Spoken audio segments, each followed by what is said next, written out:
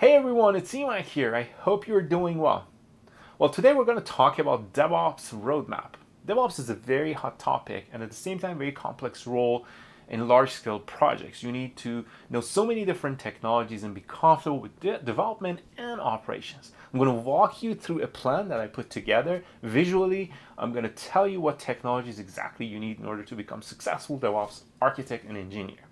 Well, I'm so excited for this video, but please note you're free to ignore any part of these technologies that I talk about because again, this is the plan that I put together and it does not mean this is the ultimate plan and you have to follow this. Please take the parts that you like and it fits your growth plan and leave the rest. So I hope you enjoy this video and without further ado, let's get started. As you can see on top, I have start. So this can be a student who's deciding for the future, or it might be someone switching from marketing or sales position, trying to get into technology and maybe one day to a DevOps role, right? So I'm assuming you don't have prior knowledge, so you have two options. You can go IT, you can start working for a position after like learning some basics of networking and IT, or maybe a certification, and join a company and work as an IT engineer, right? As someone who can help with server installation, who can understand cabling, who can understand operating systems, resolving printer issues. So this will help you to just get started and to get comfortable with some of those terminologies, right? So that's one path that you can start. It's just general IT, even support, right? And I'm not talking very complex stuff. This is achievable within a couple of months, right? And couple training. Or you might be saying, no, I'm not interested in networking or IT or server installation or dealing with networking concepts, and I'm just not interested in that. And I want to go directly to development, right? I want to become developer. So you start with development. That's how I personally started. I had some IT general knowledge experience that goes back to 2 years ago. So more than 2 decades ago, I started, building web application, websites, not even web application, using HTML on Notepad, right? And you had very little JavaScript capabilities on Internet Explorer, and I remember Netscape Navigator.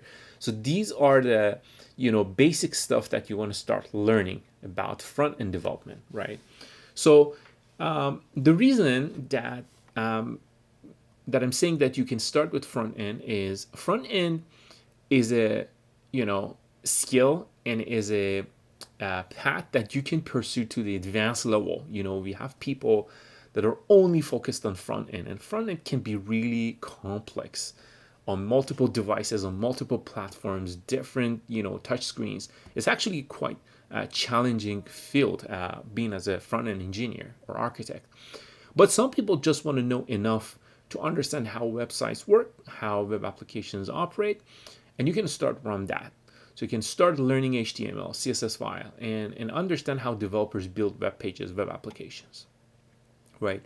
So you can achieve that level, that entry level, after a couple months training. And let's say you got a job as a front-end engineer, or you are a front-end engineer, you want to go to the next step. Well, what you need to do after being comfortable with web frameworks, and if you know React, if you know some HTML and CSS, maybe Bootstrap, these are great places to start and switching to the backend, right? Not switching, you can also keep your front end skills and start working on your backend skill set to become a full stack engineer, right? So as you can see, I have a bridge icon here, and that's actually, I believe, a main bridge. This is one of the bridges that you need to pass, right? I personally worked as full stack engineers for many years, right? For a long time, and worked on my backend and front end skills to understand how developers build, right? One thing I want you to understand, that the word DevOps, if you divide those six characters, so you get 50% on dev, 50% on ops.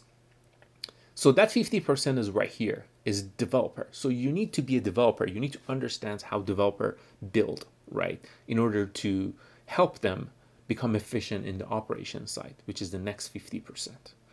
You want to join a company, you want to be in a team that does agile development and understands some sort of level of DevOps culture, right? I'm not saying all of it, and I'm going to help you guide you to learn that.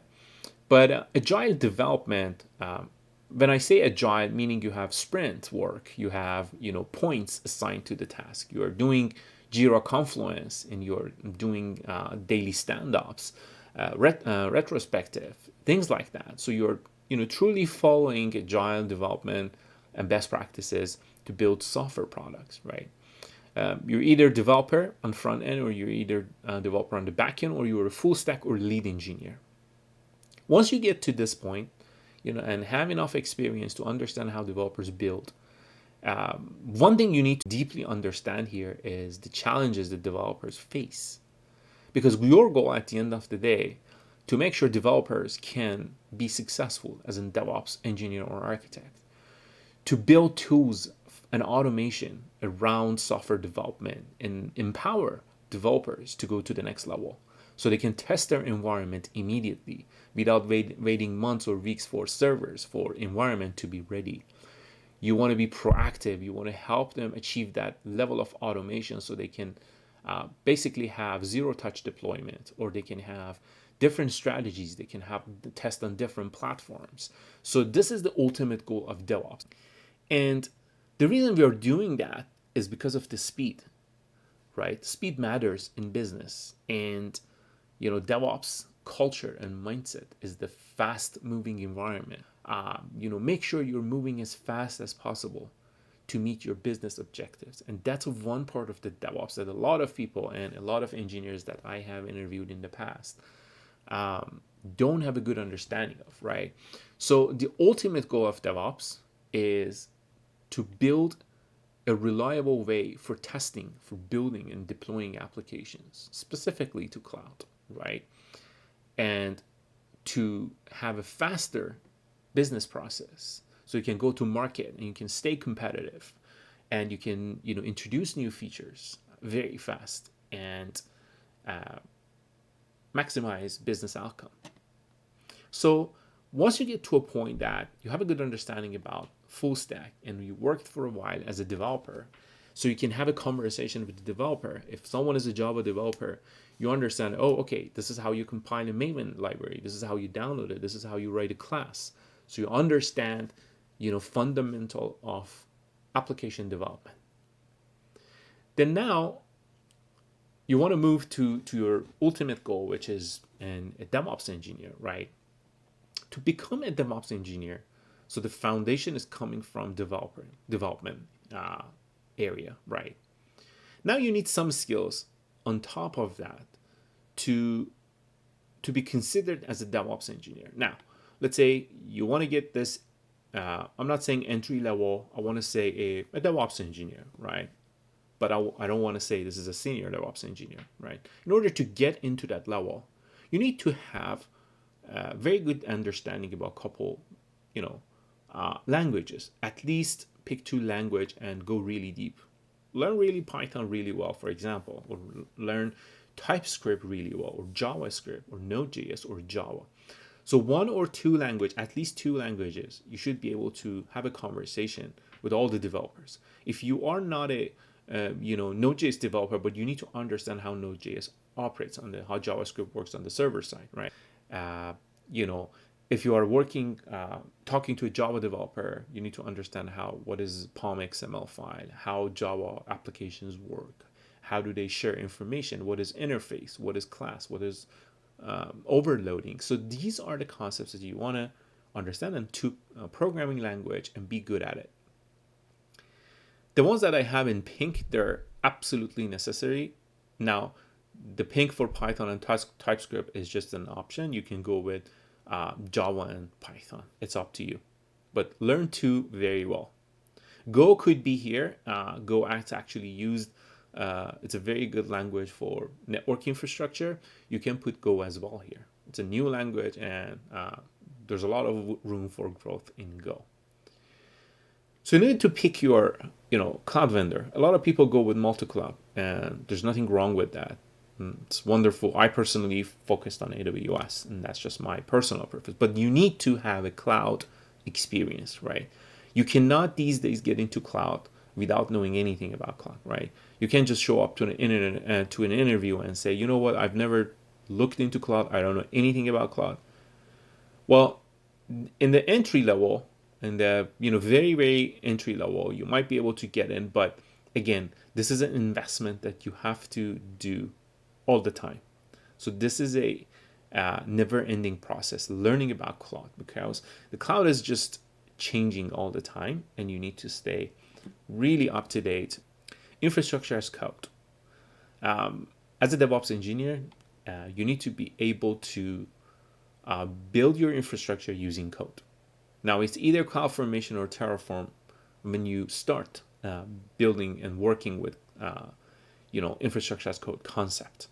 So, for example, you can pick CloudFormation and you can deploy infrastructure using CloudFormation. And later on, when you go to the advanced model to AWS CDK and you start becoming more experienced DevOps engineer, you can use programming knowledge that you have, like TypeScript, and combine it and use it with CDK. So you can actually build CDK TypeScript project as an infrastructure as code. So you can leverage your programming skills, and you have a good understanding about CloudFormation. You understand how CDK actually generates those, and now you're in a strong position in terms of using CDK, right? But pick one. Terraform is fine too. In some scenarios, you're required to know a couple of these, and you should be able to pick the right one. But since you are shooting for this target of DevOps engineer, at least know one. At least know one. Better to know both, but at least know one. CI/CD. This is a fundamental concept in DevOps engineering. That's how we think about operation. We want to build reliable pipelines so we can deliver software as fast as possible to the market, right? And those pipelines, they need to be reliable. They need to be automated. They need to be smart to understand vulnerabilities, to understand bad quality code so they can stop the release to your production environment. So CI/CD pipeline, learn the foundation. My recommendation on AWS: code pipeline, code commit, and code build. Get good at those and learn them as much as you can. Jenkins, very popular open source tool that a lot of companies use these days, still using. And the reason is, it's cloud agnostic. You can, use it wherever you want. You can just spin up a Jenkins server and run your build server and start building. GitLab, by the way, I'm sorry about the typo here. This is a GitLab. It's not T. It's going to be B. GitLab CI. So learn some build tools, right?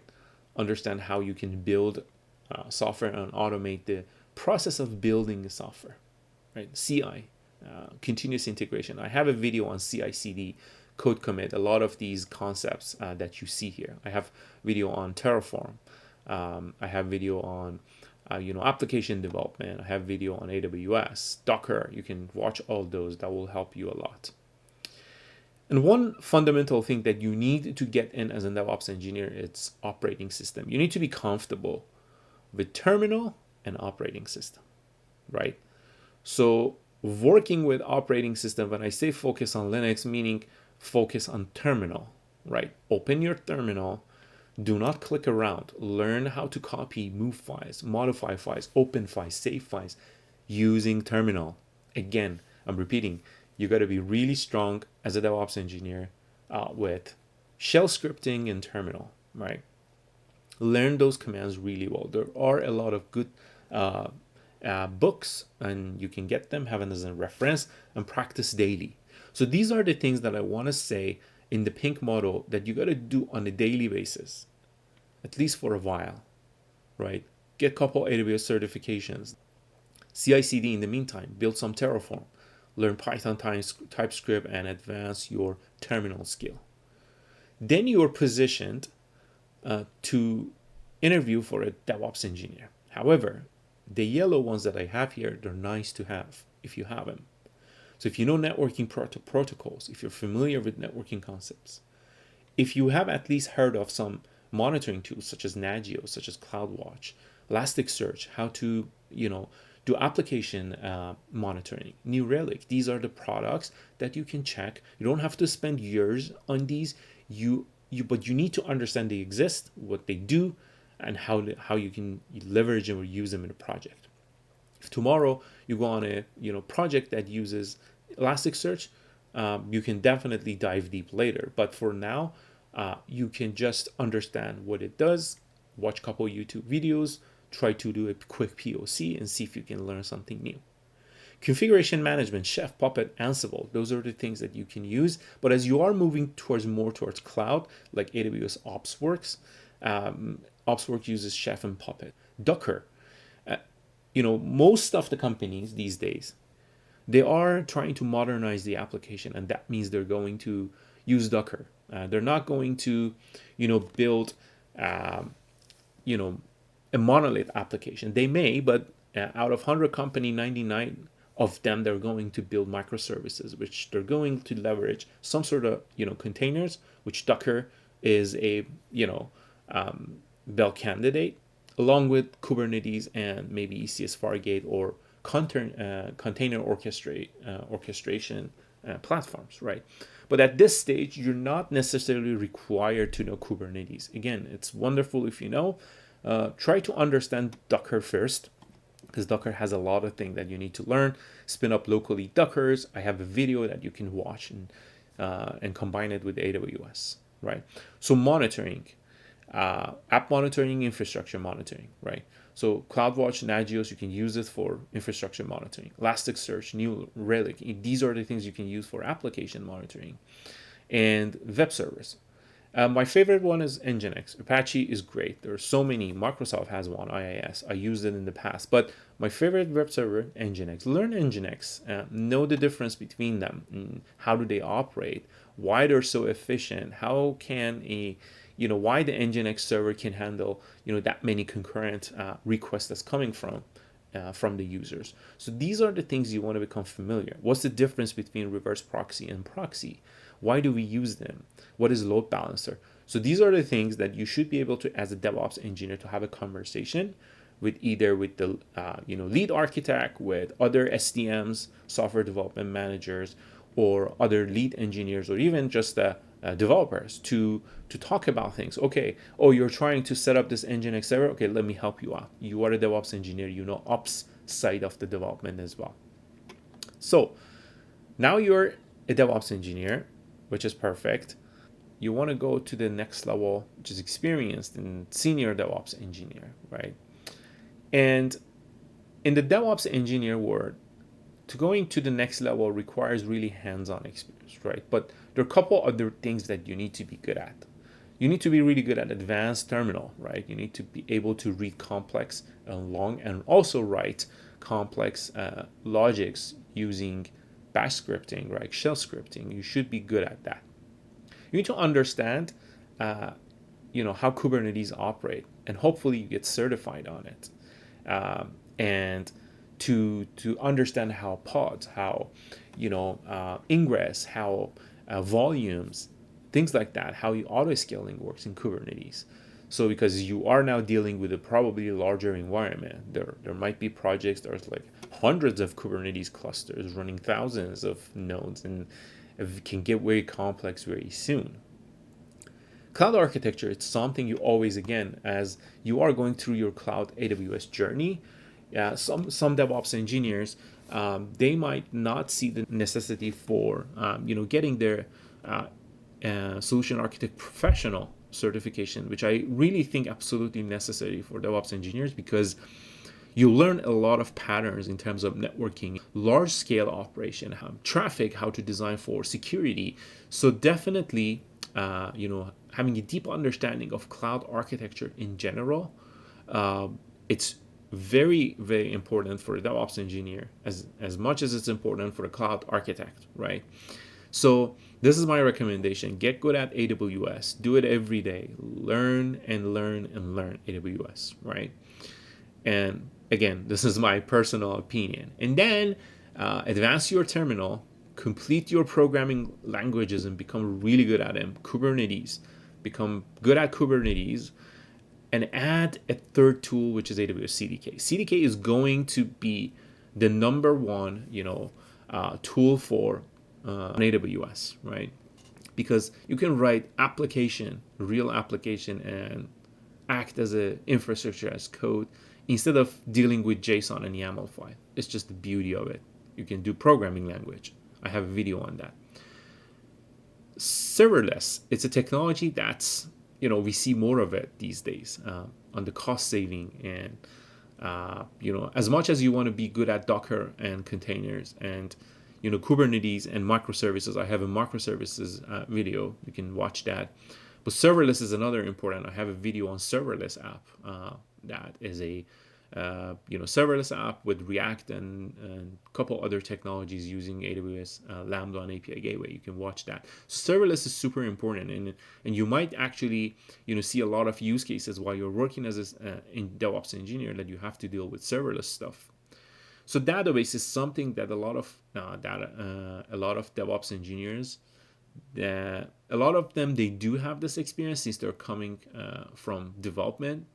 But if you don't have that experience, databases, it's again a skill that you want to add to your, at least know the difference between SQL and NoSQL, write couple queries, think about performance, security of a database, how to scale a database, how to add read replicas, how to write, how to do multi-AZ, disaster recovery. These are the important concepts behind that DB, because as a DevOps engineer, while you're automating those tasks, you need to be familiar with the limitation and capabilities of every single technology that you're working with. I'm coming from development. I have a very strong background in database, and I've developed large-scale databases. So again, I have a SQL Server database video that you can go watch, and that will be a very useful, starting point for you to start building on that foundation. Service mesh, it's another concept you want to learn, and security as well. Security is on its own, it's a skill that you can just specialize on security. But at least as a DevOps engineer, you need to understand, for example, hard coding account numbers in AWS pipelines. It's just not considered a good practice. It's a security hole. You're not supposed to do that. You need to understand how to store, where to store security sensitive information. For example, if you're dealing with Terraform, if you are working with Kubernetes, you need to understand that how security works, how pods are going to communicate with each other, how to share secrets, what is the environment variable. So security, when I say security, I'm not saying you go get CH or OSCP certification on security, but you need to have a good understanding about SQL injection. You need to understand about common DDoS attacks that happens in the cloud, and what services, for example, AWS offers to secure your environment. Now you are getting to a level that you're considered a senior DevOps engineer. You are a experienced person in DevOps. Couple infrastructure as language, programming language. You understand cloud, and now you can start working as a senior DevOps engineer. There's another gap here and there's another bridge here that you need to pass, and this bridge has two sides, right? On the left side is understanding of business. Again, please remember that we learn all these technologies. We build all these technologies and use them to maximize, the impact. So if you don't look at DevOps as that perspective, and if you don't have that capability to understand the business side of technology, it is really hard to lead a project, right? Because you're going to be too much involved with technical details that you're going to forget about the main and big picture. So start, investing some time learning about technology as a business, right? And the second one is documentation, right? Good engineers do good documentation. They build great, valuable documents. You can read and clearly understand what they're trying to achieve. So this is a skill that you need to learn and work on. Team management and leadership. There's going to be a moment as a senior architect or as someone who's leading a project, a large-scale project, working with so many people, you need to, have this skill. It's called people skill, to know how to talk to people, to know how to respect people, to know how to communicate and extract information, to collaborate, to lead by example, show up, do the work, side by side with your team, and drive and inspire them, help them grow, invest in them. So make sure they understand they're valued in the team. And also mentoring. You need to build other people. You need to help others to develop their skills, right? So on the right side, you have some patterns, like common patterns. You need to stay on top of the industry trends and what's important today, what competitors are doing, what new trends we see in DevOps. And also DevSecOps is a part that security now, it's a super important part of a pipeline in DevOps. So you want to push security to the left side of the pipeline, which is a development, and you want to find those vulnerabilities as soon as possible before going to production.